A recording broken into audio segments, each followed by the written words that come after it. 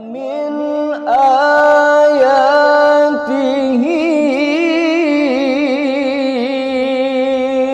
أن خلق لكم. Assalamualaikum warahmatullahi wabarakatuh. Selamat pagi anak-anak semua. Semoga sehat selalu dimanapun kalian berada. Marilah kita awali pembelajaran pada pagi hari ini dengan bacaan basmalah. Bismillahirrahmanirrahim. Baiklah anak-anak semua, untuk materi pertama yang akan kita pelajari bersama di semester genap ini adalah tentang pernikahan. Nah, materi pernikahan ini akan kita kaji selama 2 kali pertemuan. Yuk, langsung kita bahas aja. Pengertian pernikahan. Pernikahan adalah akad yang menghalalkan hubungan antara laki-laki dan perempuan yang bukan mahram menggunakan lafal ijab dan qabul.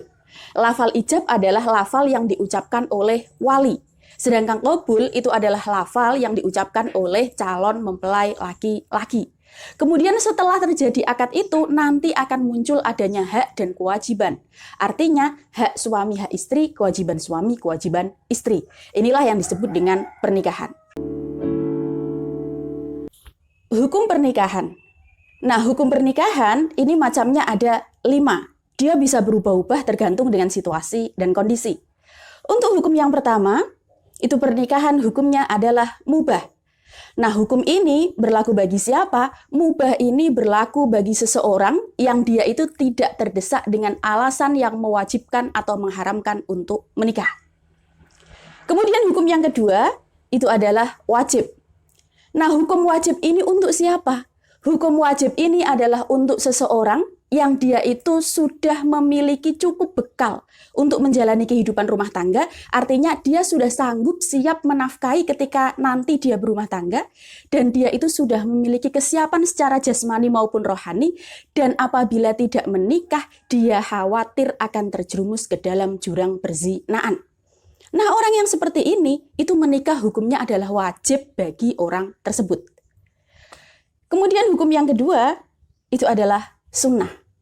Sunnah ini diperuntukkan bagi orang yang sudah memiliki cukup bekal untuk berumah tangga, artinya dia nanti kalau berumah tangga itu sudah mampu untuk memberikan nafkah kepada keluarganya. Kemudian secara fisik dia sudah siap, secara rohani dia juga sudah siap, akan tetapi dia tidak khawatir terjerumus ke dalam jurang perzinaan.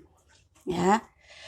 Kalau tadi wajib, itu dia takut terjerumus ke dalam jurang perzinaan. Kalau ini sunnah, dia tidak takut terjerumus ke dalam jurang perzinaan.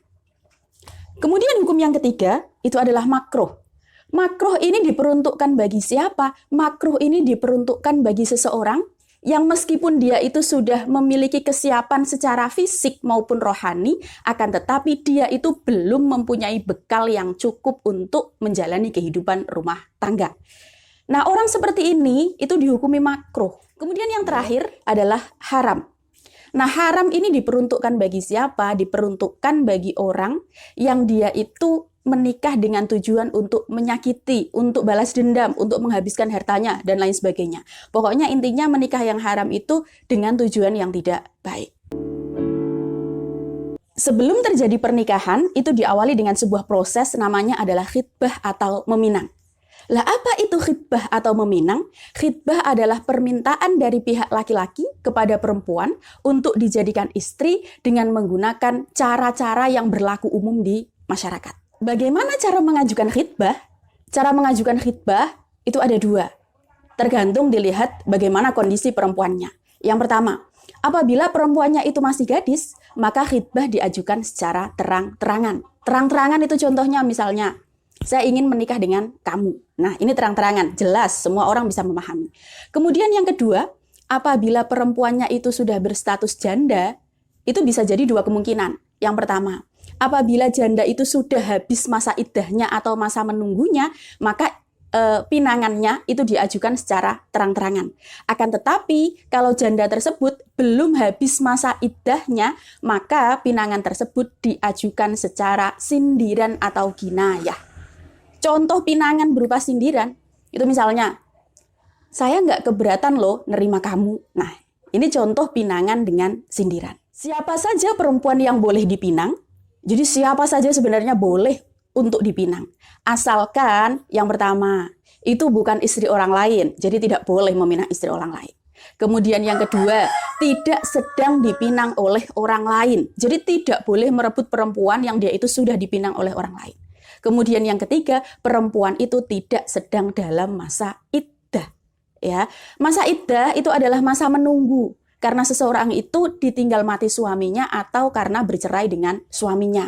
Bahasan tentang iddah nanti ada di belakang. Apa saja batasan yang dapat dilihat saat meminang perempuan? Ini ada perbedaan pendapat di antara ulama. Yang pertama, menurut jumhur ulama atau menurut mayoritas ulama, yang boleh dilihat pada saat meminang itu hanyalah kedua telapak tangan dan wajah. Kemudian berbeda lagi ketika Abu Hanifah. Nah, menurut Abu Hanifah yang boleh dilihat adalah kedua telapak tangan, telapak kaki, dan wajah. Jadi ada tambahannya telapak kaki.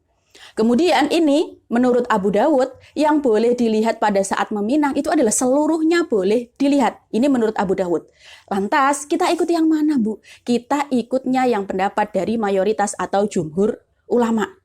Jadi dari yang diungkapkan oleh mayoritas atau jumhur ulama ini kita harusnya menjadi sadar dan kita harus paham bahwa pada saat meminang yang diperbolehkan adalah melihat telapak tangan dan muka. Hanya sebatas melihat, tidak boleh memegang. Itu artinya pada saat prosesi tukar cincin, kemudian memegang tangan perempuan, foto-foto Instagramable pada saat tunangan, itu berarti diperbolehkan apa tidak, Bu? Jawabannya adalah tidak diperbolehkan.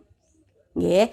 Lah sekarang trennya begitu, Bu, bisa disiasati. Misalnya pengen tukar cincin, ya kan? Itu berarti yang memakaikan cincin kepada perempuan adalah calon ibu mertuanya perempuan. Jangan dipakaikan oleh calon mempelai laki-lakinya. Karena akad yang menghalalkan hubungan antara laki-laki dan perempuan yang bukan mahram itu hanya satu, pernikahan. Oke. Sebelum menikah itu ya nggak boleh. Konsep kafa'ah dalam pernikahan.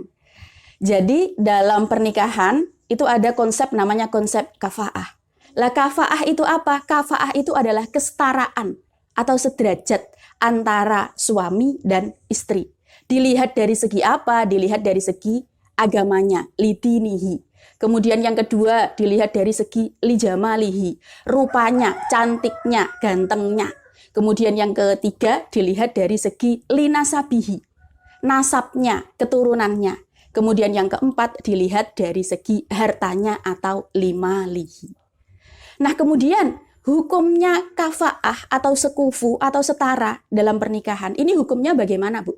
Tidak ada kewajiban berkaitan dengan hal ini. Jadi sekufu itu adalah semata-mata menjadi hak dari wali dan mempelai perempuan.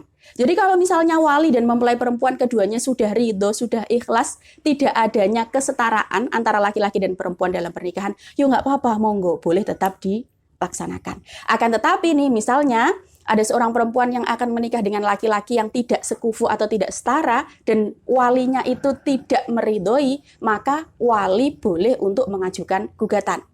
Begitu juga dengan anak perempuan. Apabila anak perempuan itu mau dinikahkan oleh walinya dengan laki-laki yang tidak sekufu, maka sang anak perempuan itu boleh mengajukan gugatan.